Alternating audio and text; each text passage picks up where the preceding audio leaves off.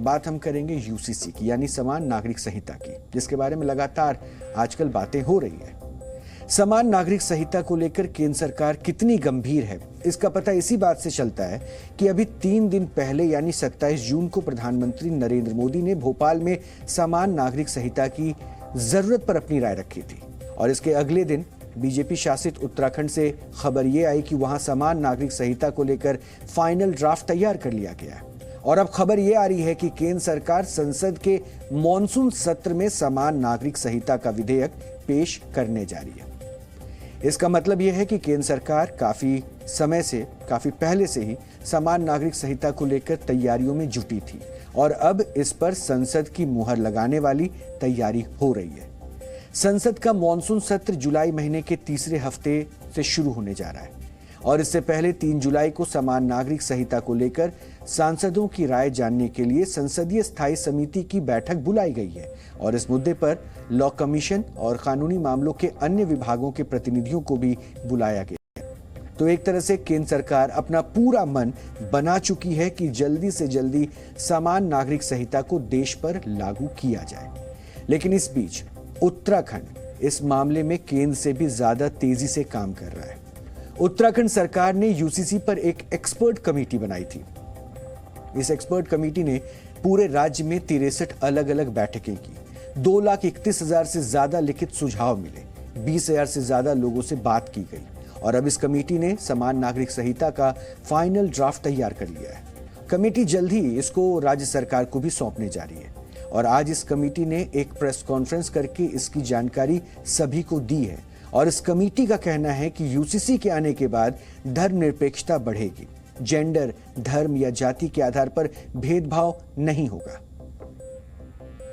उत्तराखंड की सरकार ने एक विशेषज्ञ समिति गठित की थी 27 मई 2022 को और विशेषज्ञ समिति से यह अपेक्षा की थी कि वो उत्तराखंड के में रहने वाले लोगों के व्यक्तिगत नागरिक मामलों को नियंत्रित करने वाले सभी कानूनों का परीक्षण करे और उसके पश्चात अपनी संस्तुतियां पेश करे कि उन कानूनों में कोई फेरबदल किया जाना है या यूनिफॉर्म सिविल कोड बनाया जाना है। समिति को हर्ष हो रहा है आज ये बताते हुए कि जो कोड की ड्राफ्टिंग का काम था वो अब पूर्ण हो चुका है।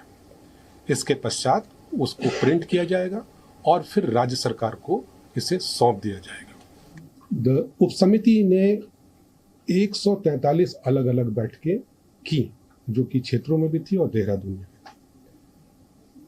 जो समिति है, जो विशेषज्ञ समिति है, उनके द्वारा यह कोशिश की गई कि सभी राजनीतिक दलों, जो धर्म, विभिन्न धर्म के जो जो जो जो प्रणेता हैं, जो लोग हैं, उनसे अलग अलग बात की जाए और इसी कड़ी में जो संवैधानिक संस्थाएं हैं उत्तराखंड की, अलग अलग कमीशन हैं, उनसे भी समिति ने इंटरैक्शन किया।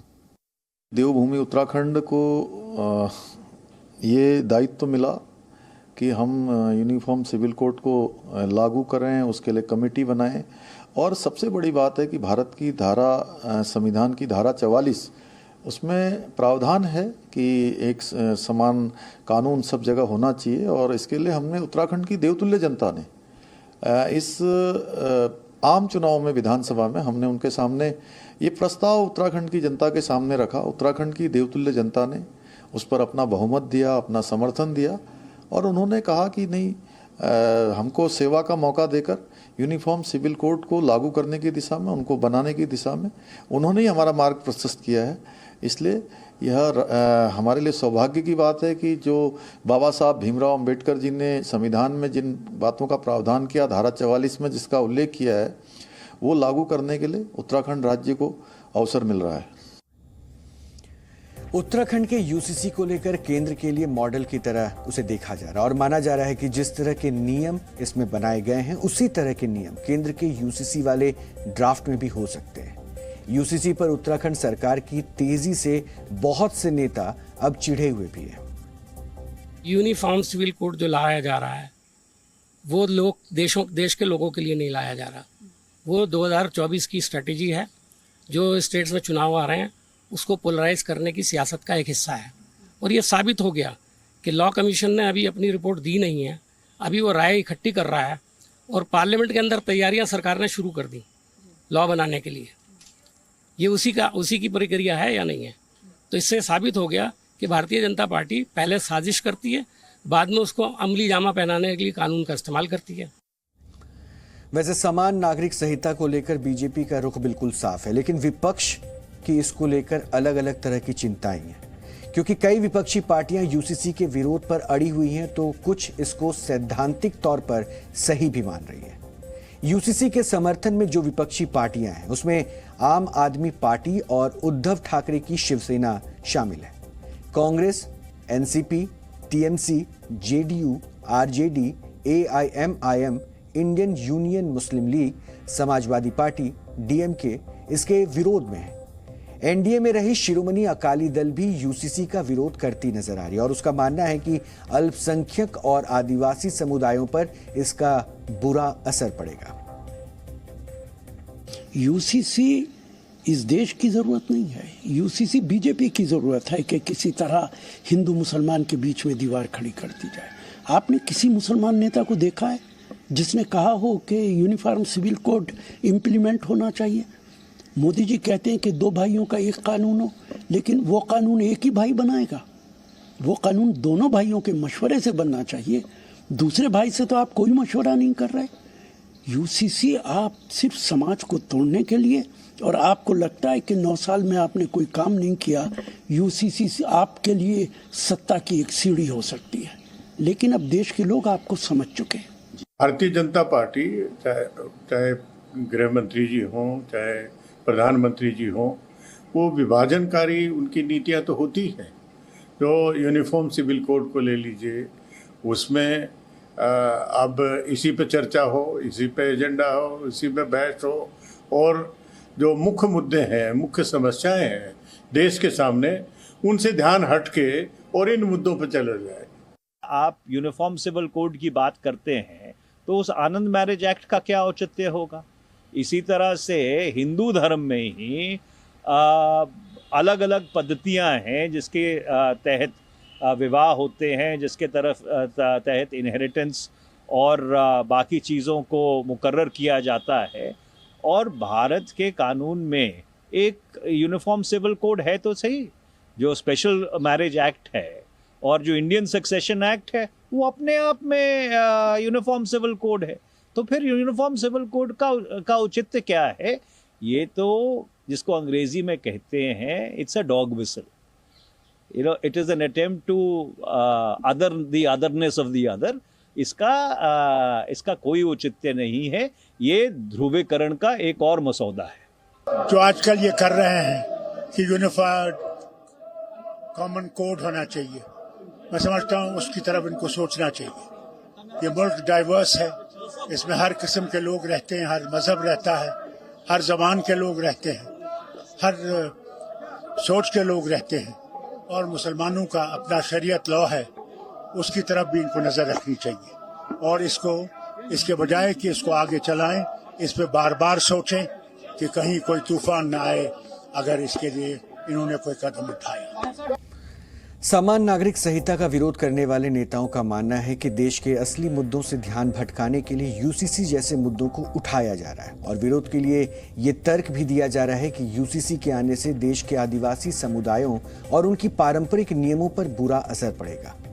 विपक्षी नेताओं का यह भी मानना है कि यूसीसी के आने से केवल मुस्लिम समुदाय ही नहीं बल्कि हिंदू समुदाय की विविधता पर भी इसका असर पड़ेगा। लेकिन बीजेपी के नेताओं का मत बिल्कुल अलग है। इसके अलावा केरल के राज्यपाल आरिफ मोहम्मद खान भी इस पर अलग राय रखते हैं और उनके मुताबिक यूसीसी न्याय में एक रूपता लेकर आएगा और धर्म देखकर नियमों को बदला नहीं जाएगा। यूसीसी को लेकर विरोध हो रहा है। किसका विरोध नहीं हुआ? 370 समाप्त हुआ कि नहीं? 370 समाप्त हुआ कि नहीं? वहां आज तिरंगा लाल चौक पे लहराता है कि नहीं? राम प्रभु का मंदिर बनता है कि नहीं? विश्वनाथ जी का मंदिर काशी में बन गया कि नहीं? केदारनाथ का बन गया कि नहीं? तो 370 समाप्त हुआ, राम जन्मभूमि का महान मंदिर दुनिया का बन रहा है और आतंकवादियों की उनके घर में घुसकर पिटाई होती है कि नहीं, 3 तलाक समाप्त हुआ कि नहीं, सबने विरोध किया था ना, उसी प्रकार से यूनिफॉर्म सिविल कोड भी आएगा। सुप्रीम कोर्ट ने कहा कि यूनिफॉर्म सिविल कोड को जल्द से जल्द लागू किया जाना चाहिए। शाहबानू का जो केस था, सरला मुदगल का जो केस था, इनसे और ऐसे और 3-4 केस है जिसमें कोर्ट ने बार बार इस बात को दोहराया। फिर भारत का जो संविधान है उसके सेक्शन 44 के अंदर इस बात का उल्लेख है कि सरकारों को कॉमन सिविल कोड लागू करने की दिशा में प्रयास करना चाहिए। और मुझे एक बात नहीं समझ में आ रही है कि अगर लड़का लड़की की विवाह की आयु क्या होनी चाहिए, अगर हिंदू मुसलमान सबों के लिए अगर एक आयु निर्धारित होती है तो इसमें किसी को आपत्ति क्यों होनी चाहिए। आज के समय में हिंदू लड़कियों के लिए 18 साल उम्र है और मुस्लिम लड़कियों के लिए 18 से कम उम्र में भी विवाह हो सकता है। तो विवाह की कोई एक उम्र हो, एक पति जो है बहुपत्नी नहीं हो, एक पत्नी यानी एक व्यक्ति एक विवाह करे, अगर इस प्रकार का कोई कानून बनता तो इसमें क्यों किसी को आपत्ति होनी चाहिए। तलाक के बारे में समान कानून बनना चाहिए, मेंटेनेंस के बारे में बनना चाहिए। तो ये तो ऐसे मुद्दे जिसमें कोई विवाद ही नहीं है।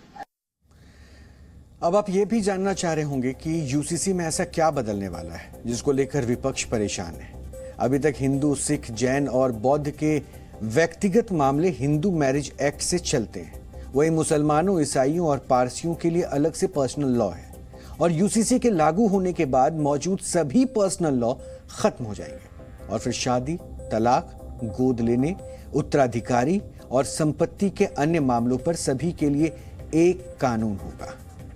और इसी को लेकर विपक्ष अपना ऐतराज जता रहा है और इसी को लेकर अब विवाद बढ़ रहा है और ये बीजेपी ये कह रही है कि ये देश के लिए बहुत जरूरी है। जी न्यूज़।